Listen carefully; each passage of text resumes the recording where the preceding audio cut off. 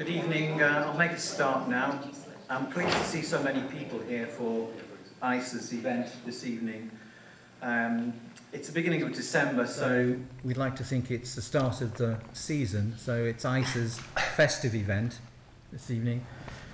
ICE is the Institute for Creative Enterprise and is one of the university's 3 research institutes, and creative enterprise is the focal point of the work that we do, and part of that work connects us to Tate Liverpool. The university has a partnership with Tate Liverpool and has been running a number of conversations during this past year while the university has been the Times Higher Educational's University of the Year.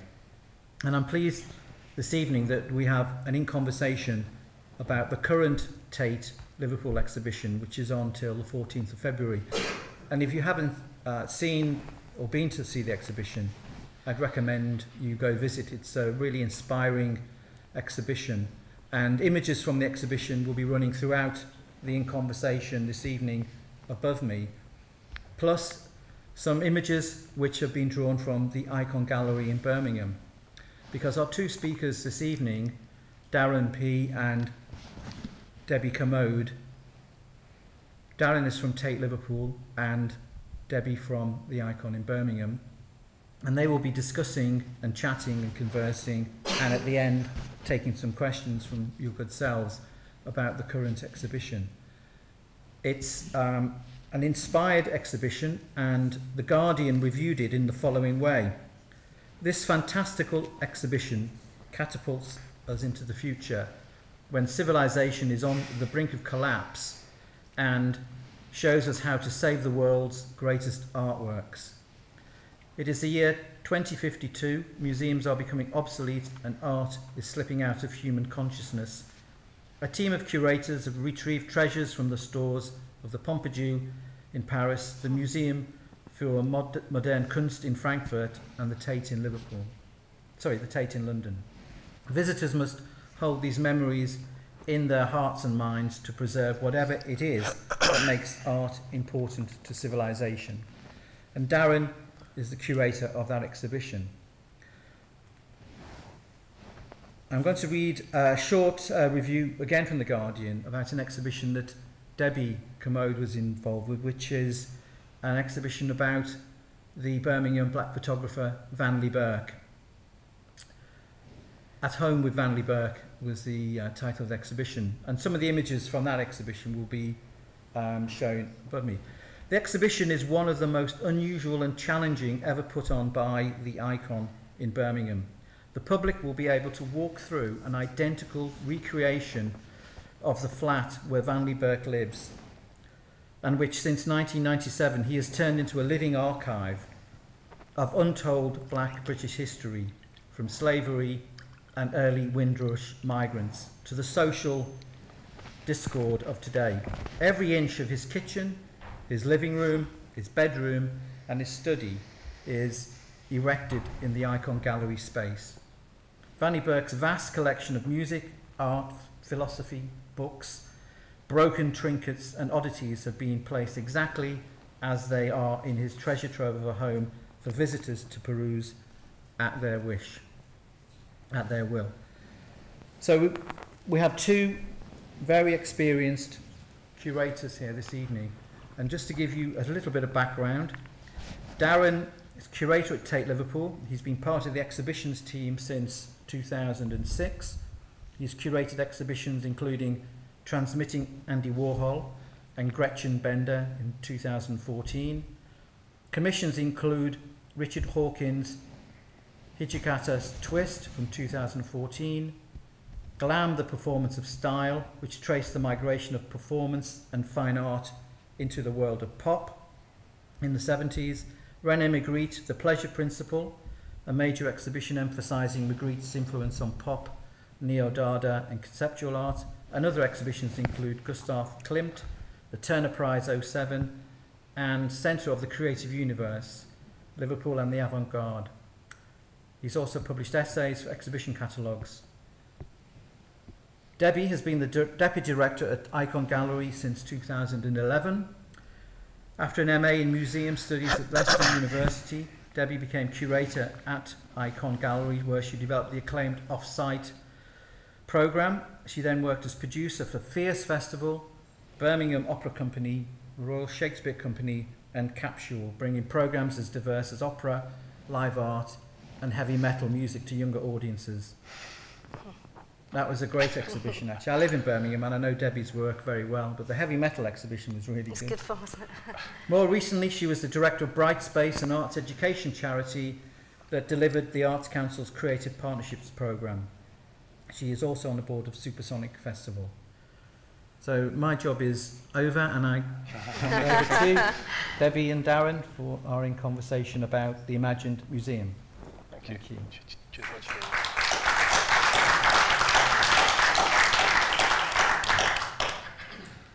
Okay. We'll be left to our own devices here. We thought perhaps we might be chaired, but it's a sort of in conversation, so you have to forgive us. We are absolutely off script here. Yeah. In fact, I've only just recently met Darren, and we've spent a lovely afternoon together, but most of what we're talking about today will be the review of the show and our observations about it, which we hope you will chip into later as well. Because I think the purpose of Darren's exhibition, and he'll explain it, of course, is about that opportunity to talk about art. And I think that's possibly why Roger's invited me here today. It's quite rare to be asked to come and comment on another curator's exhibition, but it's the audience engagement with this project which is so exciting to me. Yeah. So It's as Roger mentioned, the show opened very recently. It's been open for about a fortnight now. And it combines works from the Tate collection with works from the Centre Pompidou in Paris and MMK, which is the sort of Museum of Modern Art in Frankfurt. And I think, as Debbie was saying, I think the show is really, I mean, the initial starting point was this idea of examining the relationship between literature and fiction, I think, in particular, and exhibition narratives, which there's been a very sort of cross-generative relationship between the work of people like J.G. Ballard, W.G. Sebald. Edgar Allan Poe was a huge influence on René Magritte. So sort of literature has sort of like in some way migrated into the realm of art. And so we began to think about sort of fictional narratives, and the idea of, and we came to this idea of drawn from Ray Bradbury's Fahrenheit 451, where the audience is invited into a fiction in the future where where you're compelled to memorize all the works in order for them to be preserved in the future. And so the whole show is really organized around the idea of which work should we remember in the future. Why is it that art has an emotional charge, a sort of meaning, a significance that connects and can potentially change one's life? What kind of values in art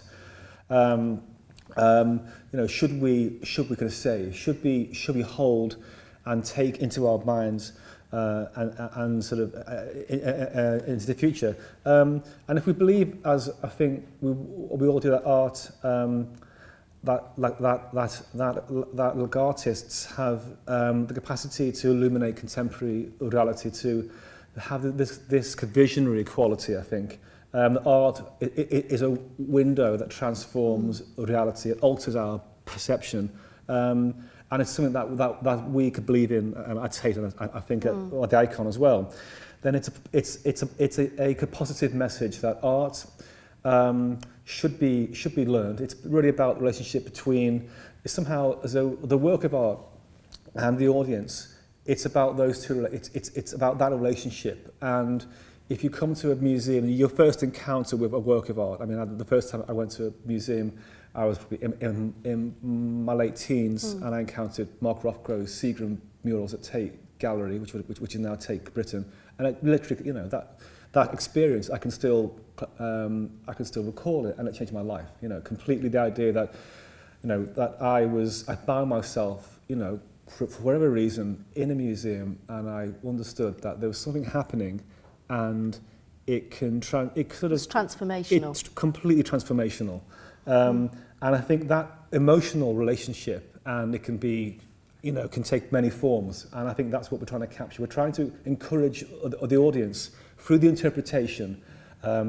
Imagine it as being, if you walk into the show, you'll see text panels which are kind of imagined as being like manifestos. Each grouping, these works are vital to learn, for you to sort of form a relationship with, and then to take into the future. And then actually at the end of the show, there'll be a final weekend on the 20th and 21st of February, where we remove all the works from the show, all the paintings and the sculpture by Andy Warhol, by Klaus Oldenburg, we can see here, all the sculpture will be removed, but we will leave the lighting and the labels and the screens in place, and we will replace the works with people, and the people will kind of become the final scene in Fahrenheit 451, where the community, like in the book, the community becomes a living library. In our case, we will produce a living museum of people, where the people and their memory of a work is the museum. This is the show, and it's really about how art can sort of migrate from material form into the mind of the audience. I mean, one of the reasons I enjoyed the exhibition, I saw it today, and I urge you all to go, is it's just an incredible collection of artwork. I mean, without the proposition, it's just a beautiful exhibition. I mean, of so many world-class artworks. But there is a strong provocation to the public to kind of to stand up and say why they like art. You know, why is it important to your lives? Why does it add value to your life? And so the work does have, a lot of the work has quite a political angle. You know, you do feel like it's a sort of call to arms in a way. There is a message behind this. And in fact, in the information panel, you know, as you go into an exhibition, there's often a text panel that kind of gives you a sense of the introduction. And I wrote it down because I thought this was marvellous. In the current climate, it said, the proposition which Darren has urged us to think about, which is museums are under threat of closure. Art is being stripped out of public life. And I thought, goodness me, if I'd read that a week ago, or even now, it feels contemporary. Yes. The notion that we have to value what's around us and recognise that sometimes. It's a fiction on the one hand, but there's been many examples, and there's been iconoclasm and destruction of art has existed, and the idea that somehow, I mean, I think like Ray Bradbury's Fahrenheit 451 was written against the backdrop of McCarthyism. So the idea of censorship and so that those sort of limits on freedoms of speech have occurred right through history, I think. The first work of the show, which I'm sure it will come around again, is Paul Ormskirk's photograph of the Louvre Museum in 1942. And as is sort of quite well known, with the rise of the far right in Europe, and it was known that the Nazis were sort of looting museums across Europe, and the curators of the Louvre, they understood that their collection had to be saved, and they systematically removed all the work from the walls, and they hid it through the duration of the war in salt mines and castles. And it was returned. But what I really like about Paul Ormskirk's sort of photo document, what you can see are empty frames on the wall. And in the apertures of the frames is written the names of the artists, with the full expectation that the works would be removed, would be returned at the end of the war, which actually, thankfully this happened. So the idea of the curators understood that actually art, it needed to be saved, it needed to be protected, and it needed to be conserved. So the show, on the one hand, it's a fiction, it's true, it's a kind of, thankfully we're not in a situation where we're in imminent, the work isn't going to be destroyed. But there have been occurrences in history where there's been a compulsion and an urgency for people to sort of memorise work. And I think this is what happens in Fahrenheit 451. You memorise works of literature. In the same way, we're trying to achieve the same emotional urgency, the sort of charge that I want to memorise, like August Sanders or Andy Warhol's soup cans. This work changed, this work changed, is transformational. So. But there are cultures. I mean, we're living in a very disparate situation at the moment globally. And you think of the migration and people fleeing certain countries, and you think about war-torn places where culture is under threat. I mean, there's no two ways about it. You think about the way that, the British Empire plundered colonialist countries and took those away. I mean, art has had many different challenges and has needed to be protected in whatever context that is for many years, Darren. So that's something that I feel quite prevalent about. You see people moving en masse across the world now, and behind their cultures are being destroyed. I mean, we see that, you know, architecture being destroyed, collections being looted. I mean, where will that evidence be in hundreds of years' time? And I'm sort of fascinated by that, really. I suppose what interested me about the exhibition was it made me stop and really consider that, about how privileged we are to be able to walk into the Tate or wherever and see art usually for free. You know, that you know, it's such a privileged position, really. How did you select the work? How did that come about? Well, the work was, we had this, I mean, there are around 60 works, and they're all from post-1945, and so it was, that was a sort of the sort of time frame.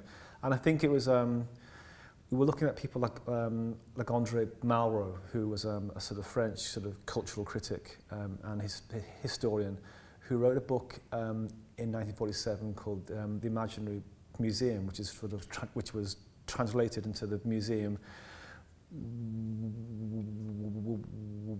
without walls, and it was a book that was really written against the backdrop of the Second World War, in which he was trying to imagine alternative understanding, like the Louvre curators, the need that art had to be remembered and preserved in some way at a time that it was under threat, I think.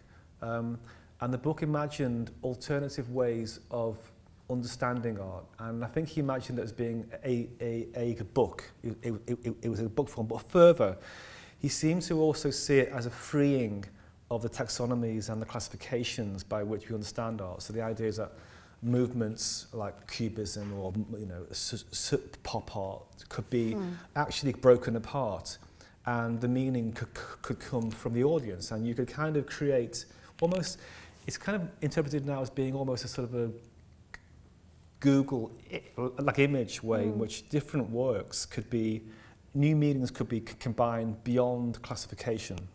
So he saw it as being not just, you know, it wasn't like negative, the idea that an exhibition could take the form of a publication or be like online. Actually, he saw it as a freeing of the possibilities. And this book was written, I mean, I think it was published in French in 1947. So the idea of that being a starting point, and post-1945, and the idea of, you know, it's free European institutions. It's the Pompidou in France, it's MMK Frankfurt, it's Tate Liverpool. It's free institutions which create this sort of meta museum, this imaginary European museum that exists in the minds of the audience. That was kind of that's one of the themes. So I think we selected works in that time frame, but it was also arguments. I think there's 9 sections in the show, and each is an argument of these works enable us to transform reality. They enable us to have a heightened perception of the world. These works are able to metaphorically transform us in time and space. And there's these different, it's almost, I mean, I was thinking about this idea that what can art uniquely express that cannot be expressed through any other form, not through literature, not through theatre, not, you know, what is it about this work and this material work of art is being created by an artist, which is incommunicable, which cannot be expressed through other forms, and those were the key threads. So actually, a lot of the work, you know, is going to be, it might not be a work that you want to memorize, and that which is fine. That was interesting, because after I saw the show, I went downstairs to see the constellation, and there was discernibly more warmth in that show, if I can use that phrase. Okay. There was more colour. I mean, you know, the work that has been selected does have that kind of political message. There is a narrative very much in that selected work. And so there's a sort of strong proposition. And then you sort of went downstairs and it felt a sort of slightly freer in some respects. And I wondered if, you know, as an idea, you could have invited or the idea of the public selecting the work that they wouldn't want to see go, you know what I mean, rather than the curators or deciding that this is the legitimate art. And it would be interesting to see which artworks that the audience feel compelled to have a deeper relationship with, because this is what you're asking of them, in a sense. I mean, I think it can be. It's as though if a work moves you, then that response is a true response, and it won't be the same as somebody else's response, and it'll be a legitimate, and how you express it will be unique to you also. So actually, we have had a number of people who've already sort of signed up for the final weekend, where they'll become living works of art, and I hope that you too will come along and will memorise a work, or some of the students here will feel compelled to memorise, that's Ikon, but a work, the Klaus Oldenburg typewriter, and to reenact the work through performance or through song or through poetry or through, even just a memory, a trace of the work and why they think that work should be preserved. But it's not just about the practical aspect of it and the sort of appearance of it, though. I mean, it's asking people to interpret their meaning of it and the significance it is for them. So there's an emotionally charged kind of relationship, though, because they're putting themselves. I mean, this is a huge responsibility, isn't it? It's an idea of a project, and of course, any one of us seeing any artwork will interpret that differently, won't we? Depending on how we feel the day we left the house and missed the bus and got to the gallery, and we have different feelings for different things at different times. And I think that's really interesting. Part of my role has always been through my career is to get people to talk about art, have a closer relationship with it, and feel comfortable with that, that their ideas are as valid as anybody who may have trained in art or regularly visit art galleries. And I think this is what's so exciting about the weekend. I can't wait to come in here, because I just want to see people have that confidence in all different ways. And I think the brief that you've offered people is so open. I mean, it's terrific. I think meaning can be created in a very sort of collective way. Absolutely. And it's still, that's still, it's still good. I think it's true. If Tate is a publicly funded institution, it's a national collection of modern contemporary art, but which is an astonishing collection, like the collection at the Pompidou and like Frankfurt's collection. But if we don't have the audience, then we're nothing. And so I think it's a. They activate the work. Exactly. I mean, and you, in a way, this is exactly the pinpoint of your project. Yes. So. Yeah, I mean, it's also. Marvellous. I mean, it's also owned by the people. So in a way, it's that ownership. I think is trying to convert that sort of that legal ownership, I suppose, is how Francesco Pompidou calls it, into a sort of an emotional relationship. I think and that's what we're trying to achieve in the show. But it's true. Not all the art is colourful, and actually, but also art is art reflects the world. I mean, even art at its most like abject, seeming like anything, like there's a Alina Sapaksnikov sculpture. It still speaks of the world. It still comes from the world, and the art and the world can be a dramatic place. But at the same time, we have Andy Warhol and Klaus Oldenburg. We have the work actually, which I think is really quite interesting, is a work by Sturtevant. Sturtevant was an American conceptual artist. And she was a contemporary of the pop art generation. She was in New York. And she was quite an infamous character. I mean, she's a female artist, obviously. And she is, her practice is creating replicas of other artists' work. She claims from memory. And it's the idea that, in the way that the pop artists, such as Jasper Johns, would create work that mimicked everyday objects, or somebody like Klaus Oldenburg, who would take the iconography and the language of the street, of the supermarket, and transform it into work. Like Warhol would take images from mass media, found images, and he would appropriate them and turn it into pop art. Sturtevant went one step further and just copied the work. She appropriated the work of Jasper Johns, of Klaus Oldenburg, of Andy Warhol, of Joseph Beuys, of Marcel Duchamp, from memory, seemingly. I mean, that's what that was the claim. which is a very controversial thing. You know, she was forced to retire from making work in the 70s because she was completely playing the market. You know, it completely undermined the idea of like this unique work by Klaus Oldenburg. Oh, here's a replica by Elaine Sturtevant, and it was.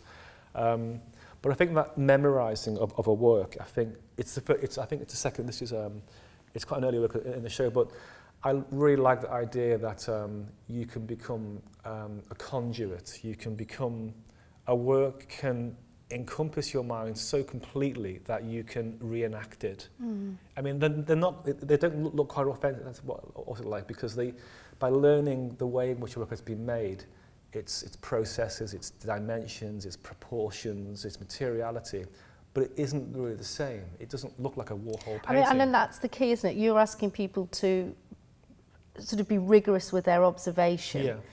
But if you were to take it a step further, you might spend a week with these selection of community members to actually think about how the work was made, you know, to meet the artist, or to feel a sort of sense of that, the process of making, because it is still just a sort of flat relationship in a sense, which is quite interesting. We were talking about the art market, actually, just as we were driving here, and we were talking about how we're quite, you know, we're very aware now that we live in a sort of a global art market whereby you may only see an artwork, because it kind of gets subsumed back into the private collectors, once or twice in your whole life. And we got quite excited when we were talking about key artworks that sort of mean a great deal to us. That, you know, I went to see the Agnes Martin show recently at Tate Modern, and I'm a massive Agnes Martin fan. I don't know if you know her work, but it's incredibly minimal. I mean, you have to be in front of it to really get it. And I was extremely fortunate to be able to be allowed to go into the gallery at sort of 9 o'clock in the morning and have the place to myself, which I was whooping about. Even I get that excited about being on my own with art still. And I spent a lot of time with this one particular painting, and as I was leaving I felt a sense of bereavement, because I thought I probably won't see that artwork again in my lifetime. And that sort of recognition, and, you know, with a book you can carry on reading it, even with a play there'll be a different cast of actors, etc., a different repertoire, but you might get a sense of it. But this was, I knew that this would disappear back into some American collector, and that would be it. And there was a sort of awareness of that. And when I heard about Darren's exhibition, I thought, well, in some strange way, in a contemporary way, we all have that experience that something is very finite, actually.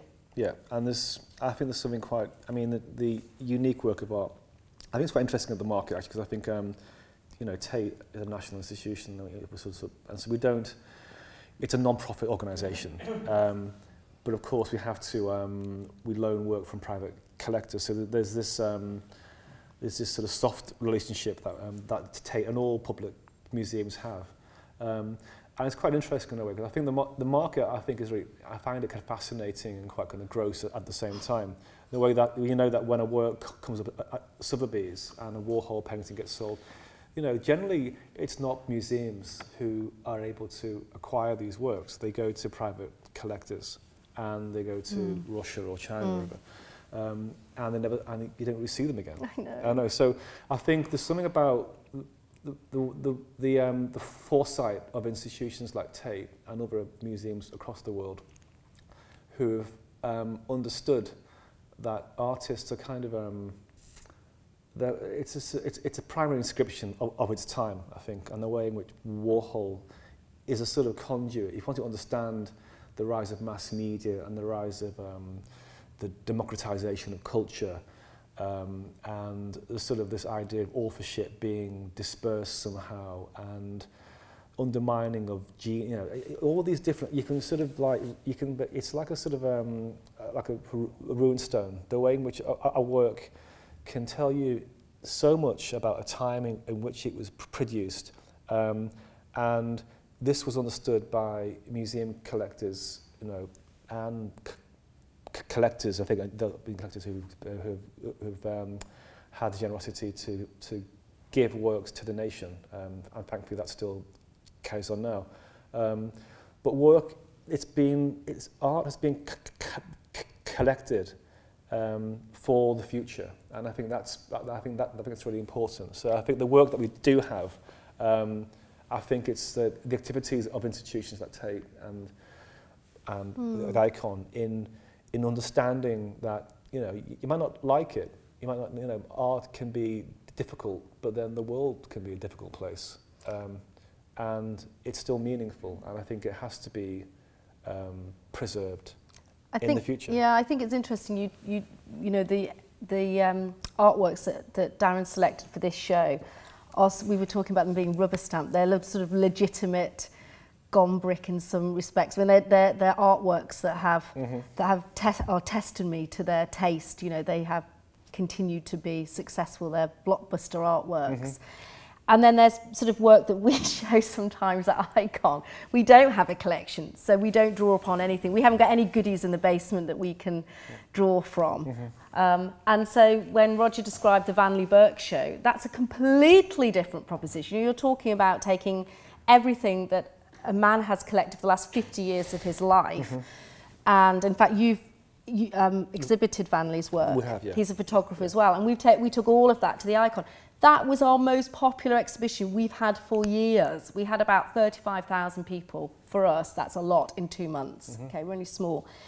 And that idea of the collector, or that idea about what has value, either financially. I mean, he is, you know, Vanley's 65, his mum's in her 90s, she still gives him a few bob because he has no money, you know, and we're always helping him. And that idea that he is collecting a legacy for the future. You know, he is collecting every book on black culture he possibly can in the UK, so that he has this extremely valuable library.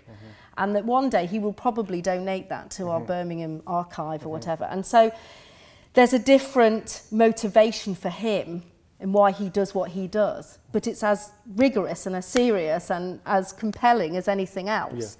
And that's, you know, that's a really interesting side of the art world as well, and that's a responsibility that Darren and I have to find people that make that work, which probably will never be in the Pompidou or the Tate, but actually has huge impact on people's lives when they come into the Ikon. I mean, the visitors love this show because even if they weren't from the Afro-Caribbean community, they might have been an Irish migrants. They might have just come to the city new, but there was something they could understand, the sort of the currency of that work, and they could put vinyl on and they could listen to reggae and they could sit. And one of the images, I think, oh my goodness, this is such amazing timing. I couldn't have done that better, but you'll probably see an image of Vanley in a second. We couldn't get him out of the gallery, and that's another thing. Partly all his stuff was there, so, you know, you can understand. If he needs a clean shirt, he had to come to the gallery. But wasn't quite that bad. But yeah, he's there. He was always around the kitchen table.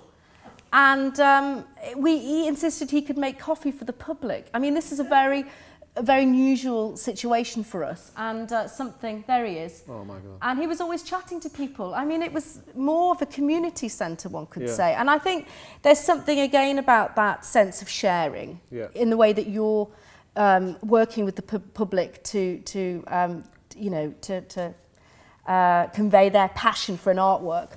Vanley himself was part of he was a living artwork in himself. And he was a terrific. So I think, again, we've just celebrated at Ikon our 50 years. We've been going for 50 years, since 1964. And I always say to the staff, we've been thinking a lot about the future, and we think, you know, in 50 years' time, what will the art world look like? You know, what is it that artists, what work will they be making? And what will you guys, where will you see it? Where will you want to see it? And I think that's really interesting as we go forward, because we're sort of in this together. You know, we can see a huge increase in people wanting to go to galleries. We demand that they're free access these days. There's a sort of appetite to have a critical mass, and people are seeing more art than ever. And they're mixing that up. You know, they might go into Liverpool, you've had the City of Culture, and the most terrific large-scale outdoor works. At the same time, you've got the new Everyman Theatre. You know, you've got a whole range of different, you've got this sort of menu of arts. And I think that gives people the confidence to try different ideas, I would hope. And certainly it encourages us to try different ways to work with artists, because we're a public institution, that's our job really, to reflect what's happening out there for you and for you to take part in it somehow. So good. yes. No, I think that's what we're saying. I mean, I think it's I mean, there's something about Tate Liverpool as well, and capital of the culture, I think, as well, about I mean, I'm from the northwest originally. My family are from Liverpool, and I grew up on the Wirral, so I'm sort of and I remember Liverpool in the 1980s as being quite like a bleak place, and being you know, it was quite a hard. I mean, it still has like an edge to it. It's absolutely true, but I remember it being yeah, not in a good place in the 80s. And I think there's something about Tate Liverpool, which has existed since 1988, and the way in which it was inaugurated against, you know, the backdrop of race riots at a time when Liverpool and probably the region and the wider north was it sort of needed something to sort of you know, what I understand as well is that it was regarded in rather it was a time when its role wasn't completely appreciated perhaps initially by the city. And I've been working at Tate now for about 10 years. And what I can see, I lived in London and worked in the arts in London for about 5 years. And when I came here, I understood that Tate Liverpool's role, and I think it's the same as any major, any museum or kind of gallery in any city, any provincial city like Newcastle or Birmingham.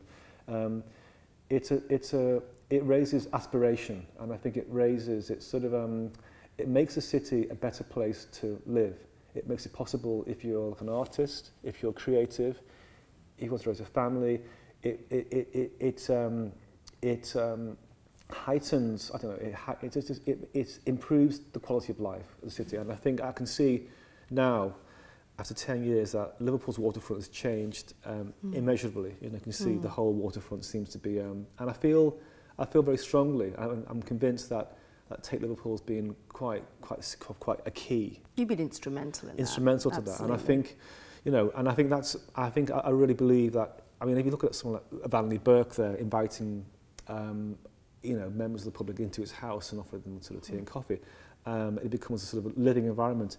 I think in a way that's a sort of like that's the Joseph Beuys. The idea of the art is a social agent, is a sort of somebody who exists in society for social kind of good, and I think I believe that institutions can function in the same way. I think so. As long as we listen. Yeah. As long as we listen. Yeah. Or answer. So, so an opportunity now for some questions to our visitors this evening. The reason I put Darren and Debbie together in a sense was that I was very I thought the exhibition that Darren's put together with the performance by the public at the end of the exhibition, where they have to memorise a particular piece of artwork and then, in a sense, perform it, and combining memory and performance. I thought that was a really neat way of involving participants, consumers of art, etc., and visitors to the gallery in their bond with the work of art that they'd seen.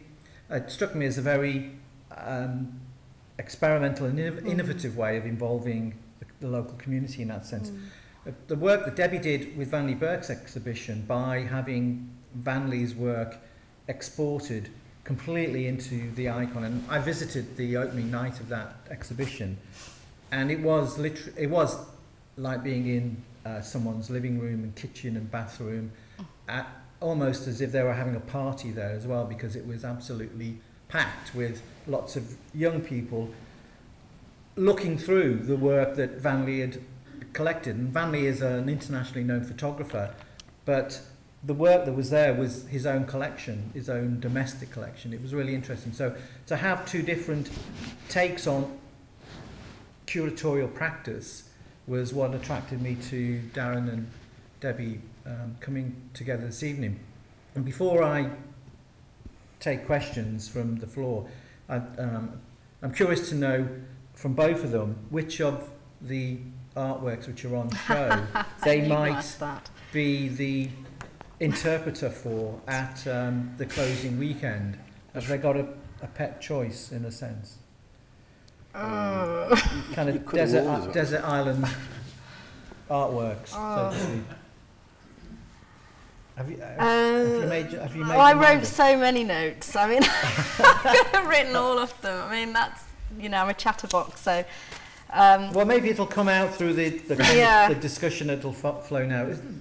I came to a lecture here a couple of weeks ago about the Northern Powerhouse development, given by a lecturer from Leeds University around art and culture and development in several northern cities.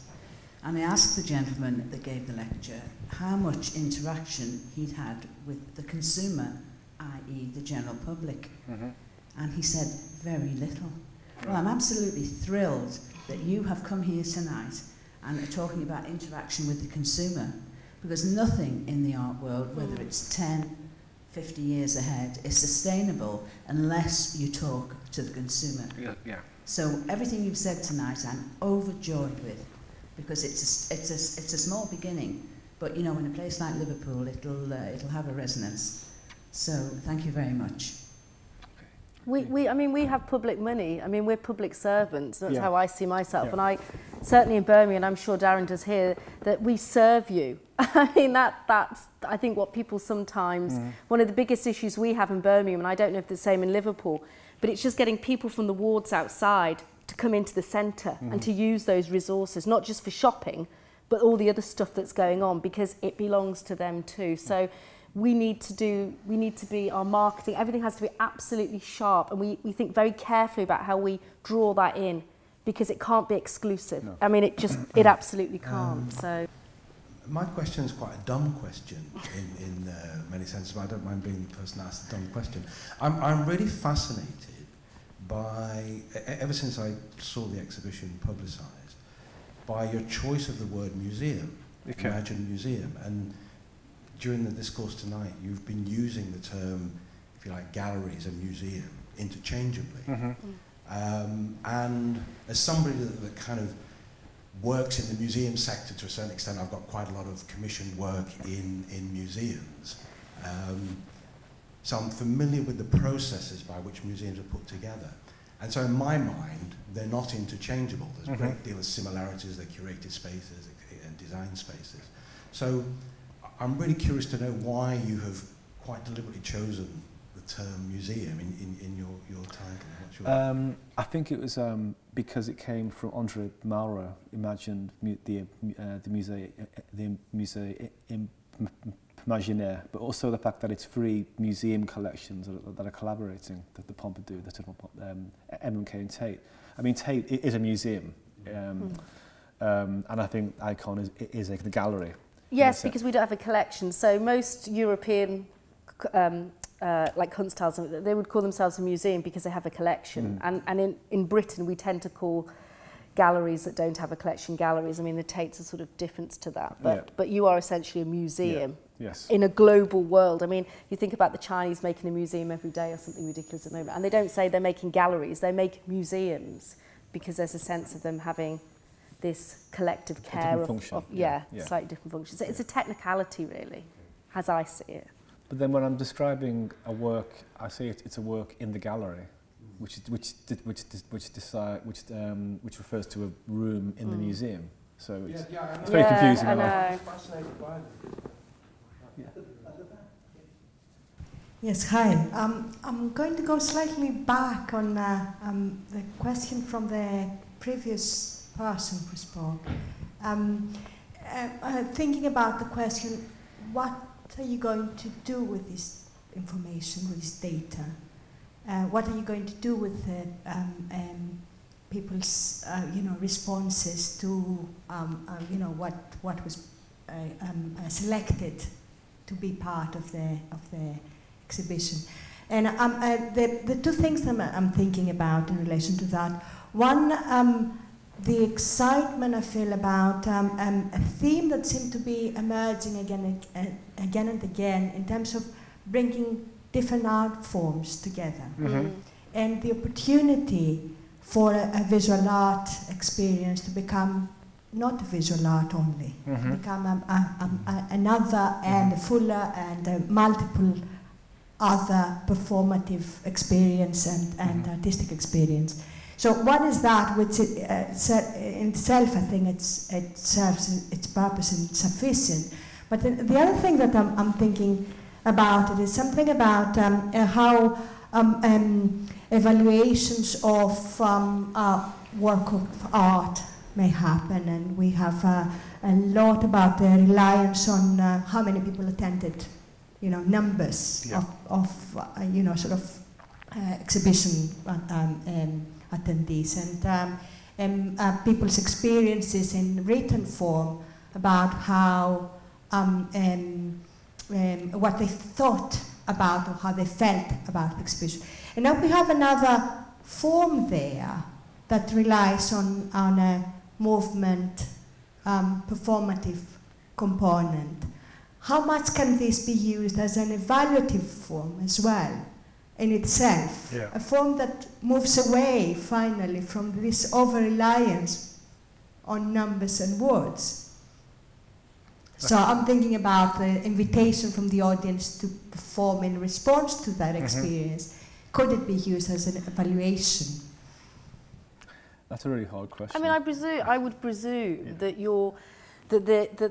the community members that will take part and those that are part of that final process will be of great wealth of worth to the learning team, for instance, and your marketing team. I mean, it's about getting to know your visitors and getting to know what interests them the most. So, I mean, if this show was at Ikon, we'd be squeezing it to find out as much as possible about their motivations for doing it. I think one of the most remarkable parts of what Darren's doing at the end and this weekend, which you must all come to on the 21st of February, is that leading up to that, the staff are working with those community people to help them prepare the best way they can. So there's not this sense that, we'll build it, they will come, we're just going to kind of open the doors and invite them in. There's going to be a real careful sort of hand-holding process. Yeah, and I think that's incredibly important about just how you support them, but how you get to know them.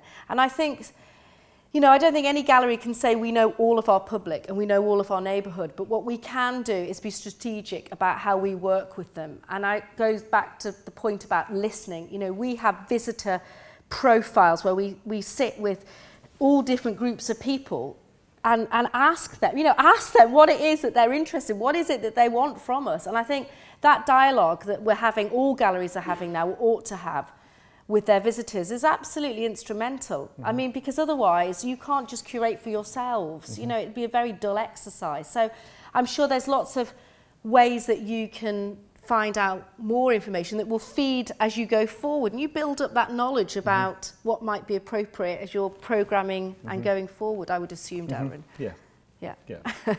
I think so. I mean, I think it's also difficult. I mean, you're talking about sort of the qualitative versus the quantitative sort of both, evaluation, and you can, you can count how many people come to the show, but actually I think there's something quite beautiful about the idea that a work can have a meaning, and the recollection, and how do you count that? How do you count how meaningful that is to a member of the public? I used to work at Leeds City Art Gallery when I graduated, and I did probably what most young people did. I was a front of house staff member. That's the best job you can have when you graduate, because you just get to meet everybody. And if you can talk to everybody, it really sharpens you up. And we had a retired lady who would come in almost every day to look at one painting. You know that story. And she would sit, and she was obsessed by Pre-Raphaelite painting. I think it was one of the Holman Hunts. And she formed such an attachment to this work, and I loved this lady because of that. And it became so important to her. She lived on her own. This was we were the last person she saw before she got on the number 50 and went home. And she did this every day. And I think you can't devalue how important that is. And you can't know all your visitors, but there is an absolute richness in knowing how the impact it can have on people's lives. Sure. Yeah. Hi. I suppose experience is very important in all these things, but I have to confess I have not seen the exhibition. Okay. So my question is going to be a bit abstract, and I am relating it to your question. I have a problem with the other part of the title, the imagined bit. Okay. So I see that there is I think there is a tension between memory, which you are emphasizing, and imagined, which I take to relate to imagination. Mm-hmm. So somehow I feel a little bit uncomfortable understanding memory and the importance you attribute to it in the context of imagination. And so in that, if you think those are two poles of a continuum, my other question is about the object, because part of this exhibition, as I understand it, is to draw attention to the object. But then the next phase, which is the lived or living museum, is built on the absence of the object, and it draws on memory. So that kind of triangle I can't quite understand. So if you wanted to just talk a little bit about it. Well, I think it's not just about the object, it's also about the sort of sense in which a work can invoke ideas beyond itself. I think it's a work can have a metaphorical quality. So there's a simple work. There's works that can it can have a meaning, a sort of multi-layered meaning beyond itself. I think so. It's not just a simple sort of deadpan description of the work and how it's made and what size it is, and what it shows you. But I think the imagined element, I think, is quite important, because I think it's also asking. It sort of asks, what might a museum be in the future? It's a kind of a sort of a call to what might a museum look like in 50 years' time, which is kind of what the final event is, which is 2052, a living museum. And it's a fiction. It's a fictional premise in which you're asked to sort of like suspend, sort of enter into a sort of like to believe in 2052 the museum might not exist, and the only way to describe the work of Giorgio Morandi, the still life, is by you have to describe, it's like an oral history. And I think work and ideas have been passed down like orally. In many cases, works of sculpture in Greek antiquity, where they were sort of learned, and they were sort of memorized. I think that's sense to some extent. So I think that leap into the imagination, I think, is quite an important. It's not just like the memorized museum, which I think is not quite what it is. I think it's beyond memory. I think it's also asking you to sort of think, well, it's about value as well, isn't it? Value as well, and what would a museum? Is it sufficient for a museum to be digitized? I mean, because that's one model. If you're thinking about arts funding and how sustainable it is to run institutions and to collect art, what is the value of what is missing? I mean, I think one thing I haven't mentioned is that the guide is this 451, which is this newspaper from the future. That was by the Spanish artist Dora Garcia. And it's kind of part of the fiction, really. It drops. It's imagined as being written by a member of the community, who in the future is having to describe an imagined museum at Tate Liverpool using thumbnail images. So they don't have the work to refer to. The descriptions are not. They're kind of. A lot of them are accurate and they're kind of factually correct, but they're not quite right. There's something missing in terms of like the material description of the work. What the work shows isn't quite right, and I think that slippage between fact and fiction, and that imagined future where a museum culture might not exist. I think it's a fiction. It's not right, but I think asking those questions, I think, is probably sort of quite important. It's a great read, by the way. I picked this up. You can get this free. It's like an artwork from Dora Garcia, and you take it down, then you get a coffee downstairs and read it. And I mean, there were two. She sort of, it's a provocation, really. I mean, she sort of has some great ideas. One of them, she asked questions. She's posing lots of questions. One of them, will there be humans when all artworks are gone? I thought it was brilliant. Yeah. And then another one, can artworks be substituted by the thought of it? Yeah. And you know, it's a fantastic addition to the exhibition, really, because it does, you know, it gets you thinking. So it's great. Time for one more question, so if somebody hasn't asked. So, yes. Thank you. Hi, I haven't seen the exhibition either, but I'm really fascinated. Not confessional. I'm longing to see it, and I was very interested, Darren, by what you were saying at the beginning about fiction and the relations with fiction. And as you were talking, I was thinking about lots of fictional imagined museums, Stephen Milhouse's American writer, Toby Litt's audio guide, which is a guide to the museum inside your head. I could go on forever, but I also wonder whether there's, well, I've got two questions. One is there also an analogy with the encyclopedia? Because at the moment we have the current version of the encyclopedia that we have in literature terms, I suppose, is Wikipedia, which is a kind of imaginary or imagined encyclopedia. And the second question that I have is to do with what is this thing about museums which is so compelling at the moment? I have a writer friend whose novel is provisionally entitled The Museum of You, and it's about the idea of cataloguing and making an inventory of things around her life. And she's been told, oh, there's too many books around called the Museum of this and that. The Museum of You is great. Is there a museum great thing happening? Should put the show, actually. Sorry, that's a long question in one statement. That would have been quite a good name. That would have been quite a good name for the show, actually. I think, yeah.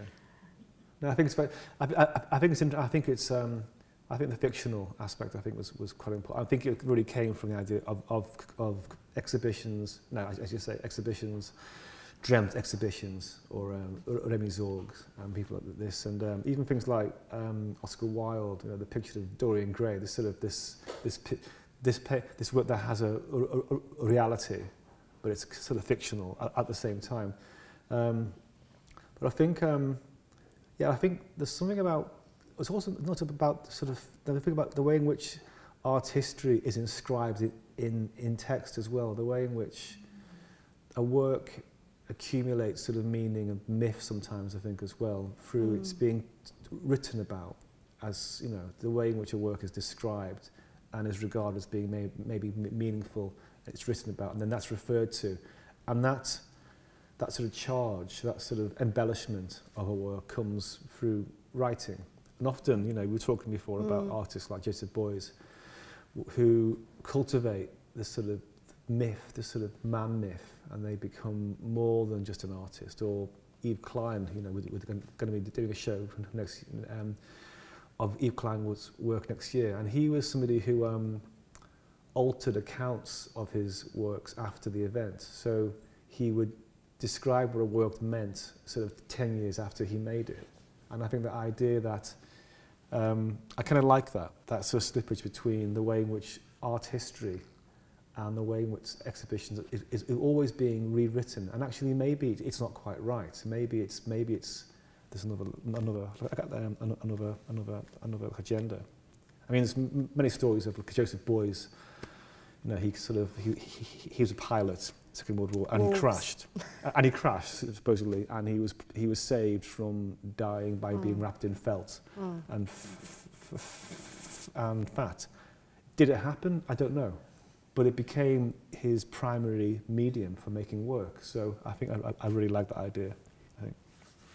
I'm going to have to pull this evening's discussion to an end now. That was a fascinating in conversation between not just two experienced curators, but between Tate Liverpool and Ikon Gallery in Birmingham, because I think we've explored through their discussion some of the curatorial practices which are underway in two of the most significant art galleries outside of London, because Ikon Birmingham being probably the UK's most prestigious non-London contemporary art gallery, and Tate Liverpool being one of the UK's most stimulating galleries. So I'm really pleased that we've been able to have such a wide-ranging discussion about the exhibition, which is on until the 14th of February. St. Valentine's Day. And then, and then the final weekend, the Living Museum, was 20th and 21st of February, so it's 1 week after the show closes. You can book in for your performance of memory associated with an artwork of your choice. This is the third of ICE's In Conversations in partnership with Tate Liverpool. We've had one on Leonora Carrington and on Jackson Pollock, and our third on the Imagine Museum has taken us into a different type of discussion, which I think has been fascinating this evening. We will have some more in the new year. We have some festive drinks for you outside, and I appreciate you coming to Creative Edge this evening, and I wish you all the best for the season. Thank you.